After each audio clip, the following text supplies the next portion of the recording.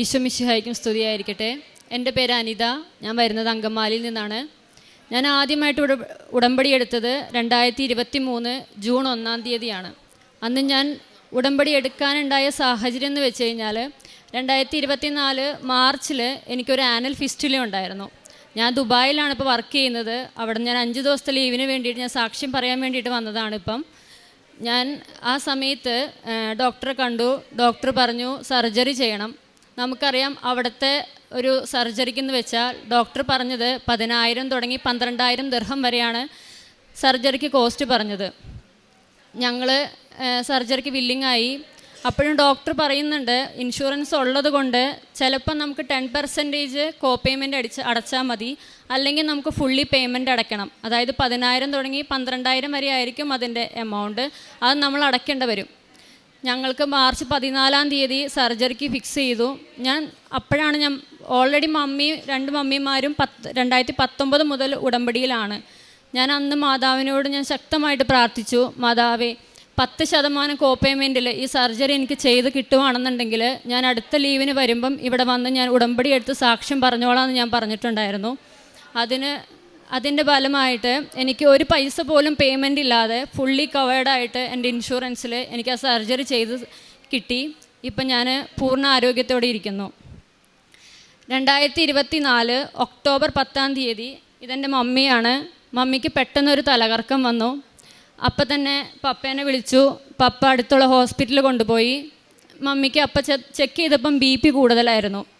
BP കൂടുതലായിട്ട് BPയുടെ മെഡിസിനൊക്കെ അവർ കൊടുത്തു, fluid ഇട്ടു. വൈകുന്നേരം ആയപ്പോഴത്തേനും മമ്മി ഓക്കെ ആണെന്ന് പറഞ്ഞു വീട്ടിലോട്ട് വന്നു. രാത്രി കഞ്ഞി കുടിച്ച് കിടന്നു കഴിഞ്ഞിട്ട് മമ്മി പിന്നെ ഛർദിയായിരുന്നു. പിറ്റേ ദിവസം വെളുപ്പിന് തന്നെ പപ്പ വീണ്ടും സെയിം ഹോസ്പിറ്റലിൽ കൊണ്ടുപോയി. അവിടെ ചെന്ന് കഴിഞ്ഞപ്പോൾ അവർ CT ചെയ്തു. CT ചെയ്ത് കഴിഞ്ഞപ്പം പറഞ്ഞു ബ്ലീഡിങ് ആണ്. അപ്പം നമുക്ക് അടുത്തുള്ള ഹോസ്പിറ്റൽ LF ഹോസ്പിറ്റലിലോട്ട് ഡോക്ടർ റെഫർ ചെയ്തു. അവിടെ നിന്ന് തന്നെ ആംബുലൻസിൽ മമ്മിയും പപ്പയും കൂടെ LFലോട്ട് വന്നു. ഞാൻ ആ സമയത്ത് ദുബായിലാണ്. ആ സമയത്തെന്ന് വെച്ച് കഴിഞ്ഞാൽ നമ്മുടെ ഇവിടെ പൂജയിപ്പിൻ്റെ അവധിയായിരുന്നു. ഒന്നും ചെയ്യാൻ പറ്റണില്ല നമുക്ക്. അതായത് വേറൊരു ഹോസ്പിറ്റലിലോട്ട് റെഫർ ചെയ്യുക, ലിസിയിലോട്ടോ എങ്ങോട്ടെങ്കിലും ഒന്ന് റെഫർ ചെയ്യണം നമുക്ക് ആഗ്രഹം ഉണ്ടായിരുന്നു. പക്ഷേ പൂജയിപ്പിൻ്റെ അവധി ആയതുകൊണ്ട് ഡോക്ടർമാർ എത്ര അവൈലബിലിറ്റി ഉണ്ടാകുമെന്ന് അറിയില്ലാത്തത് കൊണ്ട് മാത്രം ഞങ്ങൾ LF ഹോസ്പിറ്റലിൽ തന്നെ സർജറി ചെയ്യാൻ തീരുമാനിച്ചു. അവിടെ എമർജൻസി ചെന്നു. MRI ചെയ്തു. MRI ചെയ്തപ്പോൾ ഡോക്ടർ ഡയഗ്നോസ് ചെയ്തു ബ്രെയിൻ അന്യൂറിസം.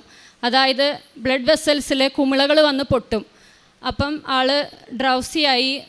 ആദ്യത്തെ സർജറിക്ക് കയറ്റുമ്പോൾ മമ്മി ഡ്രൗസിയല്ല, നോർമലായിട്ട് സംസാരിച്ചിട്ട് തന്നെയാണ് പോയത്. ഒക്ടോബർ 12-ന് മമ്മിക്ക് സർജറിക്ക് പോസ്റ്റ് ചെയ്തു. ന്യൂറോ സർജറി ICUലോട്ട് മമ്മീനെ ഷിഫ്റ്റ് ചെയ്തു. അത് കഴിഞ്ഞ് ഒരാഴ്ച കഴിഞ്ഞപ്പോഴത്തേനും മമ്മീനെ റൂമിലോട്ട് മാറ്റി. ആ സമയത്താണ് ഞാൻ എമർജൻസി ലീവായിട്ട് ഞാൻ ഈ സംഭവത്തിന് വേണ്ടിയിട്ട് മമ്മീനെ കാണാൻ വേണ്ടിയിട്ട് ഞാൻ 5 ദിവസത്തെ ലീവിന് വേണ്ടിയിട്ട് ഞാൻ ഒക്ടോബർ 20-ാം തീയതി ഞാൻ നാട്ടിൽ വന്നു. ആ സമയത്ത് മമ്മീനെ റൂമിലോട്ട് മാറ്റി. മമ്മീനെ നോക്കണം, ആ ഒരു ഇതിന് വേണ്ടിയിട്ടാണ് ഞാൻ വന്നത്. കാരണം കൂടെയുള്ളത് അനീത്തിയാണ്. അവൾക്ക് അത്ര മനഃശക്തിയില്ല മമ്മീനെ നോക്കാനായിട്ട്. കാരണം ഫുൾ ഇവിടെ സ്റ്റാപ്പിൾസ് ആയിരുന്നു. അതായത് സർജറി ക്രേനിയോട്ടമി ആയിരുന്നു, ഓപ്പൺ സർജറി ആയിരുന്നു, ഫുൾ സ്റ്റാപ്ലർ ആയിരുന്നു. അപ്പം അനീത്തിക്ക് അത് കാണുമ്പോൾ തന്നെ ഒരു മനവശമായിരുന്നു. അതുകൊണ്ട് ഞാൻ ഒരു 5 ദിവസത്തെ ലീവിന് വേണ്ടിയിട്ട് ഞാൻ വന്നു. 20-ാം തീയതി മമ്മീനെ റൂമിലോട്ട് ഷിഫ്റ്റ് ചെയ്തു. അപ്പം മമ്മി ആരാന്ന് ചോദിച്ചാൽ പേര് പറയും. കുറച്ച് കഴിയുമ്പോഴത്തേനും അത് മറന്നു പോകും. ആരാ വന്നേ, ആരാ സംസാരിച്ച് എന്നെല്ലാം മറന്നു പോകുമായിരുന്നു. അതൊക്കെ ആകെ ഒരു വിഷമമായിരുന്നു. അങ്ങനെ ഇരിക്കെ ഒക്ടോബർ 24-ാം തീയതി മമ്മി പതിവിലും നന്നായിട്ട് കഞ്ഞി കോരി കുടിച്ചു. മമ്മി ഫോണിൽ കൂടെ സംസാരിക്കുന്നു, അതെല്ലാം ചെയ്യുന്നുണ്ടായിരുന്നു. അപ്പം ഞങ്ങൾ വിചാരിച്ചു ഓക്കെ ശരിയായി, ഒരാഴ്ചയും കൂടെ കഴിയുമ്പോഴത്തേനും ഡിസ്ചാർജ് ആകും. അങ്ങനെ ഇരിക്കെ 24-ാം തീയതി രാത്രി, അതായത് 25-ന് വെളുപ്പിന് 2:30 ഞാൻ കണ്ണു തുറന്നു. മമ്മിയോട് ചോദിച്ചു, മമ്മി എന്താ കുഴപ്പം? മമ്മി പറഞ്ഞു, നീ എന്നെ നോക്കിയിരിക്കുവാണോ, നീ കിടന്ന് ഉറങ്ങുന്നു പറഞ്ഞു. അപ്പം ഞാനൊന്ന് മയങ്ങിപ്പോയി. 3:15 ഞാൻ മമ്മീനെ നോക്കുമ്പം മമ്മി അനങ്ങണില്ല. മമ്മീനെ ഞാൻ ഇവിടെ ചെസ്റ്റേ പിടിച്ച് ഞാൻ ഞെക്കി നോക്കി, മമ്മി അനങ്ങണില്ല. അപ്പം തന്നെ ഞാൻ നഴ്സുമാരെ വിളിച്ചു. നഴ്സുമാരപ്പം തന്നെ ICUലോട്ട് ഷിഫ്റ്റ് ചെയ്തു. ICUലോട്ട് ഷിഫ്റ്റ് ചെയ്ത് വെൻറ്റിലേറ്ററിലോട്ട് മാറ്റി. അവർ ഇൻറ്റുബേറ്റ് ചെയ്ത് വെൻറ്റിലേറ്ററിലോട്ട് മാറ്റി. അത് കഴിഞ്ഞിട്ട് CT ഒരു ആൻജിയോ ചെയ്യണമെന്ന് പറഞ്ഞു. CT ആൻജിയോയ്ക്ക് ഇറക്കി മമ്മീനെ. അപ്പം കാണുന്നൊരവസ്ഥ എന്ന് പറഞ്ഞു കഴിഞ്ഞാൽ ഒരു മോക്കും കണ്ടു നിൽക്കാൻ പറ്റില്ലാത്തൊരവസ്ഥയായിരുന്നു. എൻ്റെ കയ്യിൽ എപ്പോഴും ഈ ഉടമ്പടി കാശുരൂപം ഉണ്ടാവും. ഞാൻ മാതാവിനോട് പറഞ്ഞു, മാതാവേ മമ്മീനെ കാത്തുകൊള്ളണം, ഞങ്ങൾക്ക് വേറെ ആരുമില്ല.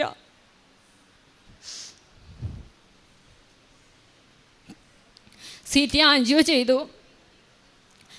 പഴയ സർജറി ചെയ്തതിൻ്റെ താഴെ വീണ്ടും ബ്ലീഡിങ് ആയി, ബ്ലഡ് വെസൽ പൊട്ടി, വീണ്ടും ബ്ലീഡിങ് ആയി. അപ്പം ആൾ വീണ്ടും ഒരു എന്താ പറയുക, ഒരു മരിച്ചൊരവസ്ഥയിലായിരുന്നു മമ്മീനെ ഞങ്ങളന്ന് കാണുന്ന സമയത്ത്. അത് കഴിഞ്ഞിട്ട് വീണ്ടും ഒക്ടോബർ 25 ഡോക്ടർ ICUലോട്ട് ഷിഫ്റ്റ് ചെയ്തായിരുന്നു. വെൻറ്റിലേറ്ററിലായിരുന്നു. വൈകുന്നേരം ആയപ്പോഴത്തേനും CT ആൻജിയോ കഴിഞ്ഞ് കഴിഞ്ഞപ്പം ഡോക്ടർ പറഞ്ഞായിരുന്നു, നമുക്ക് മമ്മിക്ക് എന്തെങ്കിലും ഒരു അനക്കം ഉണ്ടെങ്കിൽ മാത്രം രണ്ടാമത് സർജറി ചെയ്തിട്ട് ഒരു കാര്യമുള്ളൂ. കാരണം ആ സമയത്ത് മമ്മി ഫുള്ളി ഡൗൺ ആണ്. GCS എല്ലാം 3-4 ആ ഒരു റേഞ്ചിലാണ്. നഴ്സുമാർക്കറിയാം GCS എന്ന് പറഞ്ഞു കഴിഞ്ഞാൽ ഫുള്ളി ഡൗൺ ആണ്. BP എല്ലാം ലോ ആയി, ഫുൾ മെഡിസിനിലാണ് മമ്മി പോകുന്നത്. അതായത് അപ്പം മമ്മിക്ക് ഒരു ചെറിയൊരു അനക്കം ഉണ്ടെങ്കിൽ മാത്രമേ നമുക്ക് സർജറി ചെയ്തിട്ട് വിജയിക്കുകയുള്ളൂ എന്ന് ഞങ്ങളോട് ഡോക്ടർ പറഞ്ഞു. പിന്നെയും ഞങ്ങൾ മൊത്തം ഫാമിലി ഉണ്ടായിരുന്നു അന്ന് ICUവിൻ്റെ പുറത്ത്. ഞങ്ങളെല്ലാവരും കരഞ്ഞുകൊണ്ട് പ്രാർത്ഥിച്ചു. വൈകുന്നേരം ഒരു 5:30 ആയപ്പോഴത്തേനും ഞാൻ കയറി കണ്ട് ഞാൻ മമ്മിയുടെ കയ്യിൽ കാശ് രൂപം കൊടുത്തിട്ട് ഞാൻ വിശ്വാസ പ്രമാണം ആ കട്ടിലിന് ചുറ്റും നിന്ന് ചൊല്ലി. 6 മണിയായപ്പോഴത്തേനും മമ്മിക്ക് താഴെ റൂമുണ്ടായിരുന്നു. ആ റൂം വെക്കേറ്റ് ചെയ്യാൻ വേണ്ടിയിട്ട് ഞങ്ങൾ മക്കൾ 3 പേരാണ്. മക്കൾ 3 പേരും താഴോട്ട് ചെന്നു. പപ്പ ICUവിൻ്റെ പുറത്തുണ്ടായിരുന്നു. പപ്പയോട് ഡോക്ടർ പറഞ്ഞു, പപ്പേനെ ഡോക്ടർ വിളിപ്പിച്ചു. ഞങ്ങളപ്പോൾ തന്നെ പപ്പ വിളിച്ചുകൊണ്ട് പറഞ്ഞു, വേഗം വാ, ഡോക്ടർ വിളിക്കുന്നുണ്ട് എന്ന് പറഞ്ഞു. ഡോക്ടർ ഞങ്ങളോട് പറഞ്ഞു, മമ്മിക്ക് ചെറിയതായിട്ട് അനക്കമൊക്കെ ഉണ്ട്, BP ഇപ്പം നോർമലായിട്ട് വരുന്നുണ്ട്, നമുക്ക് സർജറിക്ക് എടുക്കാം എന്ന് പറഞ്ഞു. 9:15 സർജറി, അതായത് രാത്രി 9:15 സർജറി ഫിക്സ് ചെയ്തു.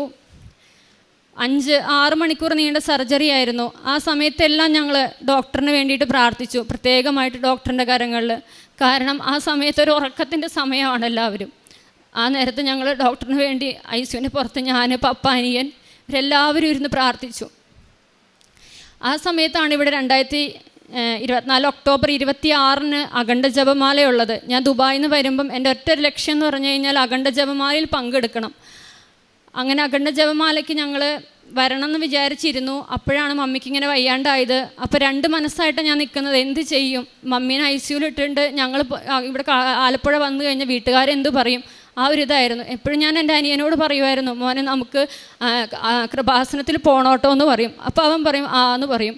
വൈകുന്നേരം ആയപ്പോൾ മമ്മിക്ക് ഇങ്ങനെ അനക്കമുണ്ട്, സർജറിക്ക് പോസ്റ്റ് ചെയ്തു എന്ന് ഞാൻ പറഞ്ഞു. ഡോക്ടർ പറഞ്ഞപ്പോൾ ഞാൻ പറഞ്ഞു, മോനെ നമുക്ക് എന്തായാലും കൃപാസനത്തിൽ പോണോട്ടോ എന്ന് പറഞ്ഞു. അപ്പോഴും അവൻ വിചാരിക്കുന്നത് ഇവിടെ വന്ന് പ്രാർത്ഥിച്ചിട്ട് പോവാം എന്നുള്ള രീതിയിലാണ് അവൻ പറഞ്ഞത്. ഓക്കെ പറഞ്ഞു. 9:15 കയറ്റിയ സർജറി 2:15, അതായത് 26 വെളുപ്പിന് 2:15 സർജറി കഴിഞ്ഞ് ഡോക്ടർ മമ്മീനെ പുറത്തോട്ട് ഇറക്കുന്നത്. പപ്പേനെ ICUവിൻ്റെ പുറത്ത് നിർത്തിയിട്ട് മമ്മി ICUവിൻ്റെ അകത്ത്, ഞാനും എൻ്റെ അനിയനും കൂടെ അവിടെ നിന്ന് ഇങ്ങോട്ടേക്ക് വണ്ടി കയറി. 4 മണിക്ക് ഞങ്ങൾ KSRTCക്ക് ഇവിടെ വന്നു. ഞങ്ങൾക്ക് 8:15 ഇവിടെ എത്താൻ സാധിച്ചത്. ഞങ്ങൾ അങ്ങ് കുറച്ച് ദൂരെയാണ് വന്ന് ഇറങ്ങിയത്. അപ്പോഴാണ് അവന് മനസ്സിലാവുന്നത് ഇവിടെ വേറെ എന്തോ നടക്കുന്നതെന്ന്. അപ്പം ഞാൻ അവനോട് പറഞ്ഞു, മോനെ ഇവിടെ അഖണ്ഡ ജപമാലയാണ്, കുറേ നടക്കണം. അപ്പം അവൻ ചോദിച്ചു, എത്ര കിലോമീറ്റർ നടക്കണം? അപ്പം ഞാൻ പറഞ്ഞു, ഒരു 15-16 കിലോമീറ്റർ നടക്കണം. ഈ സെക്കൻഡ് സർജറിക്ക് കയറ്റിയിരുന്നതിന് മുമ്പ് ഡോക്ടർ നമുക്കതിന് കോംപ്ലിക്കേഷനായിട്ട് പറഞ്ഞിട്ടുണ്ടായിരുന്നു, മമ്മിക്ക് 70%, അതായത് നമുക്ക് 70% ചാൻസ് ഉള്ളു മമ്മീനെ തിരിച്ച് കിട്ടിയാൽ തന്നെ വീൽ ചെയറിലായിരിക്കും, ഒരു സൈഡ് തളർന്നു പോകും എന്നാണ് നമ്മളോട് ഡോക്ടർ അതിൻ്റെ കോംപ്ലിക്കേഷനായിട്ട് പറഞ്ഞിരുന്നത്. അപ്പോഴും ഞങ്ങൾ പറഞ്ഞു, കുഴപ്പമില്ല, വീൽ ചെയറിൽ. കാരണം ആ സമയത്ത് അനിയൻ്റെ കല്യാണം നടന്നിട്ടുണ്ടായിരുന്നില്ല. ഞങ്ങൾക്ക് മമ്മിയായിട്ട് ഒരാൾ വേണം, ആ ഒരു ഇത് മാത്രമേ ഉണ്ടായിരുന്നുള്ളൂ. അപ്പോൾ ഞാൻ പറഞ്ഞു, മോനെ 10-15 കിലോമീറ്റർ നടക്കണം. അപ്പോൾ അവൻ പറഞ്ഞു, അയ്യോ. ഞാൻ പറഞ്ഞു, മോനെ ഡോക്ടർ പറഞ്ഞത് കേട്ടില്ലേ, മമ്മി നടക്കൂല എന്നാണ് പറഞ്ഞേക്കുന്നത്. നമ്മളിച്ചിരി നടന്ന് നമ്മുടെ കാലിച്ചിരി വേദനിച്ചാലും കുഴപ്പമില്ല, നമ്മുടെ മമ്മി നടക്കണം. ഞാൻ അവനോട് അങ്ങനെ പറഞ്ഞു. ഞങ്ങൾ കൊന്ത ചൊല്ലി ഞങ്ങൾ ആർത്തുങ്ങളി വരെ നടന്നു, പ്രാർത്ഥിച്ചു. ഇടയ്ക്കൊക്കെ ആൻറ്റിമാർ വിളിക്കുന്നുണ്ട്. ആൻറ്റിമാർ വിളിച്ചിട്ട് പറഞ്ഞു, മമ്മി അനക്കൂല എന്ന് പറഞ്ഞ കാല് അനക്കിന്ന് പറഞ്ഞു. അപ്പം തന്നെ ഞങ്ങൾക്കൊരു വിശ്വാസം, എന്തായാലും നടക്കും, മാതാവ് ഞങ്ങൾക്ക് നടത്തി തരും. കുറച്ച് കഴിഞ്ഞപ്പോഴത്തേനും പപ്പ വിളിച്ചിട്ട് പറഞ്ഞു, മമ്മിക്കിപ്പോൾ കുഴപ്പമൊന്നുമില്ല, നാളെ ചിലപ്പോൾ വെൻറ്റിലേറ്ററിൽ നിന്ന് മാറ്റും, ഇൻറ്റുബേറ്റ് ചെയ്യും, വെൻറ്റിലേറ്ററിൽ നിന്ന് മാറ്റും എന്ന് പറഞ്ഞു. ഞങ്ങൾ പ്രാർത്ഥിച്ച് ഞങ്ങൾ അർത്തുങ്കൽ വരെ നടന്നു. തിരിച്ച് ഞങ്ങൾ വീട്ടിലെത്തി. 9:15 ആയപ്പോഴാണ് വീട്ടിലെത്തിയത്. പിന്നെ മമ്മിയുടെ ഒരു റിക്കവറി എന്ന് പറഞ്ഞ ഒരു പെട്ടെന്നായിരുന്നു. 15 ദിവസം ICUയിൽ കിടക്കണമെന്ന് പറഞ്ഞ മമ്മി 7 ദിവസം കൊണ്ട് റൂമിലോട്ട് മാറ്റി. പക്ഷേ റൂമിലോട്ട് മാറ്റിയപ്പോഴായാലും വീണ്ടും നമുക്ക് ഒരു ചലഞ്ച് എന്നുള്ള രീതിയിൽ മമ്മിയുടെ തലയിൽ ഫ്ലൂയിഡ് വരുമായിരുന്നു. ഈ 2 സർജറി ചെയ്തതിൻ്റെ കോംപ്ലിക്കേഷനായിട്ട് തലയിൽ ഫ്ലൂയിഡ് വരും. അപ്പോൾ അത് നമുക്ക് ചെയ്യണമെങ്കിൽ നട്ടെല്ല് കുത്തി അത് എടുക്കണം. ഒരു പ്രാവശ്യം ചെയ്തു, 2 പ്രാവശ്യം ചെയ്തു, വീണ്ടും അത് തന്നെ. CT എപ്പോൾ റിപ്പീറ്റ് ചെയ്താലും ഇത് തന്നെയാണ് കാര്യം.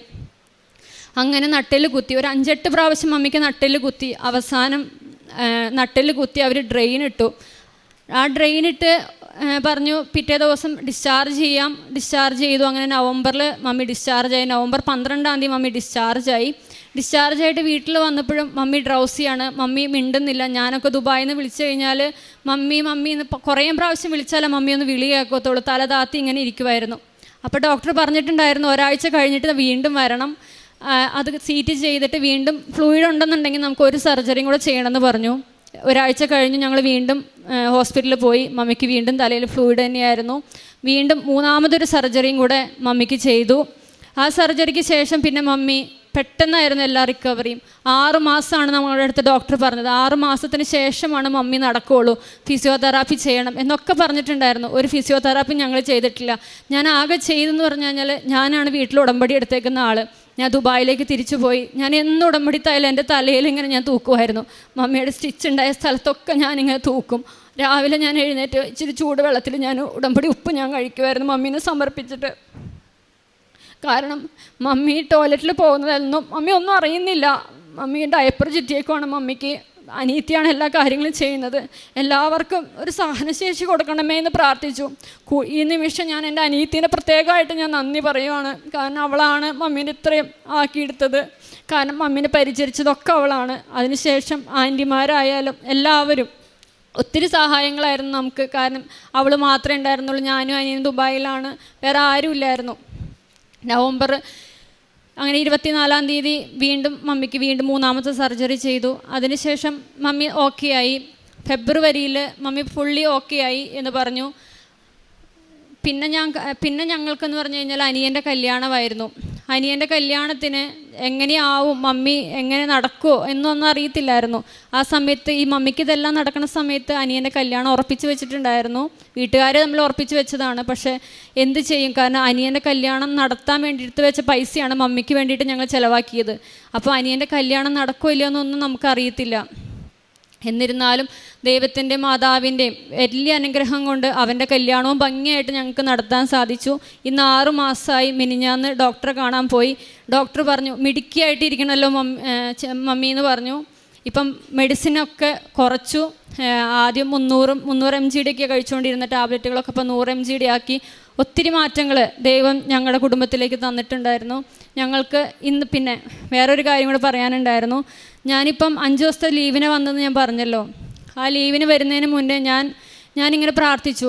എനിക്ക് വേണ്ടി ഈശോയ്ക്ക് എന്ത് കൊടുക്കാൻ പറ്റും, എനിക്കിവിടെ ഉടമ്പടി പുതുക്കണം, എനിക്ക് ഉടമ്പടി പുതുക്കി എനിക്ക് സാക്ഷ്യം പറയണം, അതിന് വേണ്ടിയിട്ട് എനിക്ക് ഈശോയ്ക്ക് എന്ത് കൊടുക്കാൻ പറ്റും. ഞാനൊരു തീരുമാനം എടുത്തു. 12 ദിവസം ഉപവസിച്ചു. ഈസ്റ്റർ കഴിഞ്ഞ് 21-ാം തീയതി മുതൽ ഞാൻ ഉപവസിച്ച് നോൺ വെജ് ഒന്നും കഴിച്ചിട്ടില്ല. വൈകുന്നേരം ചിലപ്പം ഡ്യൂട്ടി കഴിഞ്ഞ് വരുമ്പോഴായിരിക്കും ഞാൻ ഭക്ഷണം കഴിക്കുന്നത്. ഞാൻ ആ സമയത്ത് ഞാൻ എൻ്റെ ഡയറിയിൽ ഞാൻ എഴുതി വെച്ചൊരു 3 നിയോഗങ്ങളാണ്. എൻ്റെ പപ്പ, എൻ്റെ അനീത്തി, മമ്മി, എൻ്റെ നാത്തുംകുട്ടി, അവരെല്ലാവരും കൃപാസനത്തിൽ വരണമെന്ന് ഞാൻ ഡയറിയിൽ എഴുതി വെച്ചിട്ടുണ്ടായിരുന്നു. 2ാമത്തെ നിയോഗമായിട്ട് എനിക്ക് മാതാവിനെ കിട്ടണം. മാതാവിനെ കിട്ടി എൻ്റെ എല്ലാ നിയോഗങ്ങളും നടക്കും എന്നൊരു വിശ്വാസമായിരുന്നു. എനിക്കിന്ന് മാതാവിനെ വഹിക്കാനുള്ളൊരു അനുഗ്രഹം മാതാവ് തന്നു. പിന്നെ 3ാമത്തേന്ന് പറഞ്ഞാൽ ഇവിടെ കയറി നിന്ന് സാക്ഷ്യം പറയണം. കാരണം പെട്ടെന്ന് വന്ന് സാക്ഷ്യം പറയാൻ പറ്റുമെന്നൊന്നും നമുക്കറിയത്തില്ല. ആ ഒരു 3 നിയോഗങ്ങൾക്ക് വേണ്ടിയിട്ട് 12 ദിവസമായി ഞാൻ ഉപവസിക്കുന്നു. ഞാനിപ്പോഴും ഉപവാസത്തിലാണ്. ഇത്രയും തന്ന മാതാവിനും ഈശോയ്ക്കും 1000 നന്ദി പറയുന്നു. പിന്നെ കാരുണ്യ പ്രവർത്തികളായിട്ട് ഞങ്ങൾ ചെയ്തുകൊണ്ടിരുന്നത്, ഞാൻ 2024 ഡിസംബർ 24-ാം തീയതി ഞാൻ ഓൺലൈനായിട്ട് ഉടമ്പടി എടുത്തായിരുന്നു. കാരണം ഇവിടെ പിന്നെ വരാൻ പറ്റിയില്ലായിരുന്നു. അതിനുശേഷം ഞാൻ കാരുണ്യ പ്രവൃത്തിയായിട്ട് ഞാൻ ചെയ്തുകൊണ്ടിരുന്നത്, പരിചയത്തിലുള്ള ഇപ്പം ആരെങ്കിലും നാട്ടിലോട്ട് വരണം, മക്കൾക്ക് എന്തെങ്കിലും വാങ്ങിക്കണം, അവർക്ക് പൈസ ഇല്ല എന്ന് പറയുമ്പം ഞാൻ ഹസ്ബൻഡിനോട് പറയും നമുക്കേ മക്കളില്ല എന്തായാലും, അപ്പോൾ അവർക്ക് എന്തെങ്കിലും ഒരു എന്തെങ്കിലും സാധനങ്ങൾ വാങ്ങിച്ചു കൊടുക്കണം. അതും പറഞ്ഞ് ഞങ്ങൾ അവർക്ക് എന്തെങ്കിലുമൊക്കെ വാങ്ങിച്ചു കൊടുക്കും. പിന്നെ സോഷ്യൽ മീഡിയയിൽ എന്തെങ്കിലുമൊക്കെ സഹായങ്ങളൊക്കെ ചോദിക്കുന്നവർക്ക് അങ്ങനെ കൊടുക്കും. പിന്നെ പ്രേക്ഷിത പ്രവർത്തനങ്ങളായിട്ട് ഞാൻ ചെയ്തുകൊണ്ടിരുന്നതെന്ന് പറഞ്ഞാൽ ഇവിടുത്തെ 5:30 ഡെയിലി ബ്രെഡ്, അത് ഞങ്ങൾക്ക് അവിടെ 4 മണിക്കാണ്. 4 മണിക്ക് ഞങ്ങൾ എഴുന്നേക്കും. 4 മണിക്ക് എഴുന്നേറ്റ് ഡെയിലി ബ്രെഡ് കൂടും. അതിനുശേഷം ഞങ്ങളത് സ്റ്റാറ്റസായിട്ട് ഇടും. എല്ലാ ചൊവ്വാഴ്ചകളിലെയും ഉടമ്പടി ധ്യാനം ഓഫുള്ളപ്പോഴും നൈറ്റ് ഓഫ് ആയാലും എന്തായാലും ഞങ്ങളത് കൂടാൻ ശ്രമിക്കും. അതും സ്റ്റാറ്റസ് ഇടും. പിന്നെ പള്ളിയിൽ ഞങ്ങൾക്ക് ആഴ്ചയിൽ ഒന്നേ പോകാൻ പറ്റാറുണ്ടായിരുന്നുള്ളൂ. എന്നിരുന്നാൽ പോലും ഓൺലൈനായിട്ട് ഞങ്ങൾ പരമാവധി ഓൺലൈനായിട്ട് കുർബാന കൂടാനായിട്ട് നോക്കിയിട്ടുണ്ട്. പിന്നെ കുടുംബ പ്രാർത്ഥന 10:30 ആവും എൻ്റെ ഹസ്ബൻഡ് തിരിച്ച് വരുമ്പം. ഞാൻ ഡ്യൂട്ടി കഴിഞ്ഞ് വരുമ്പോൾ 8:30. ഞാൻ 8:30 മുതൽ ഞാൻ 10:30 വരെ ഞാൻ നോക്കിയിരിക്കും. ഹസ്ബൻഡ് വന്നിട്ടേ ഞാൻ പ്രാർത്ഥന എത്തിക്കുള്ളൂ. അതിന് മുമ്പ് എൻ്റെ പേഴ്സണൽ പ്രെയർ ഉണ്ട്. കുടുംബ പ്രാർത്ഥന എന്ന് പറഞ്ഞു കഴിഞ്ഞാൽ ഹസ്ബൻഡ് ഇപ്പോൾ 11 മണിക്കാണ് വരുന്നതെന്നുണ്ടെങ്കിലും ആ സമയം വരെ ഞാൻ നോക്കിയിരിക്കും ഉറങ്ങാണ്ട്. കുടുംബ പ്രാർത്ഥന 2 പേരും ഒരുമിച്ചിരുന്ന് ചെല്ലിയേ ഞങ്ങൾ കിടന്നുറങ്ങാറുള്ളൂ. ഇത്രയും അനുഗ്രഹങ്ങൾ ഞങ്ങളുടെ കുടുംബത്തിന് ചൊരിഞ്ഞ പരിശുദ്ധ അമ്മയ്ക്കും തിരുക്കുമാരനും 1000 നന്ദി. തന്നെ വിളിച്ചപേക്ഷിക്കുന്നവർക്ക് ഹൃദയ പരമാർത്ഥതയോടെ വിളിച്ചപേക്ഷിക്കുന്നവർക്ക് കർത്താവ് സമീപസ്ഥനാണ്. തൻ്റെ ഭക്തരുടെ ആഗ്രഹം അവിടുന്ന് സഫലമാക്കുന്നു. അവിടുന്ന് അവരുടെ നിലവിളി കേട്ട് അവരെ രക്ഷിക്കുന്നു.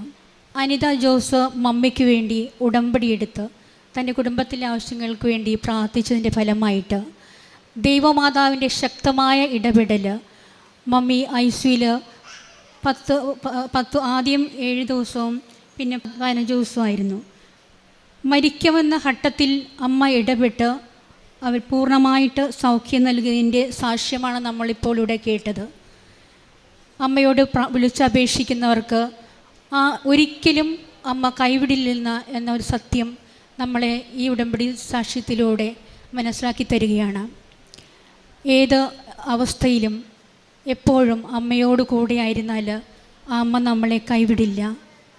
അമ്മയെ വിളിച്ചപേക്ഷിക്കുന്നവരെ രക്ഷപ്പെടുത്തും എന്ന ഒരു വലിയ അനുഭവമാണ് അനിത നമ്മളോട് പങ്കുവയ്ക്കുന്നത്. അതുപോലെ തന്നെ ഉടമ്പടി ഇവിടുത്തെ ജപമാലയിലൂടെ റാലിയിലൂടെ പങ്കെടുത്ത് അമ്മ ഐസി കിടന്നപ്പോൾ പോലും ആ വിശ്വാസത്തോടെ വന്ന് ആ റാലിയിൽ പങ്കെടുത്ത് അമ്മയ്ക്ക് വേണ്ടി പ്രാർത്ഥിച്ചപ്പോൾ അമ്മയുടെ ശക്തമായ ഇടപെടലുണ്ടാകുകയും ചെയ്തു. ഇതിനെല്ലാം നമുക്ക് യേശുവിനും അമ്മയ്ക്കും നന്ദി പറയാം. ഈ കുടുംബത്തോട് ചേർന്ന് ഈശോയെ മാതാവിനെ നമുക്ക് മഹത്വപ്പെടുത്താം. എല്ലാവരും കൈയടിച്ച് ദൈവത്തിനും മാതാവിനും നന്ദി അർപ്പിക്കാം. അത്യപൂർവ ദൈവാനുഭവങ്ങൾ ഇനി നിങ്ങൾക്കും സ്വന്തം. ഈ യൂട്യൂബ് ചാനൽ ഇതുവരെ സബ്സ്ക്രൈബ് ചെയ്തിട്ടില്ലെങ്കിൽ ഇപ്പോൾ തന്നെ സബ്സ്ക്രൈബ് ചെയ്യുക. ഈ വീഡിയോ ഇപ്പോൾ തന്നെ നിങ്ങളുടെ സുഹൃത്തുക്കൾക്ക് ഷെയർ ചെയ്തുകൊണ്ട് കർത്താവിൻ്റെ പ്രേക്ഷിതരാകുക.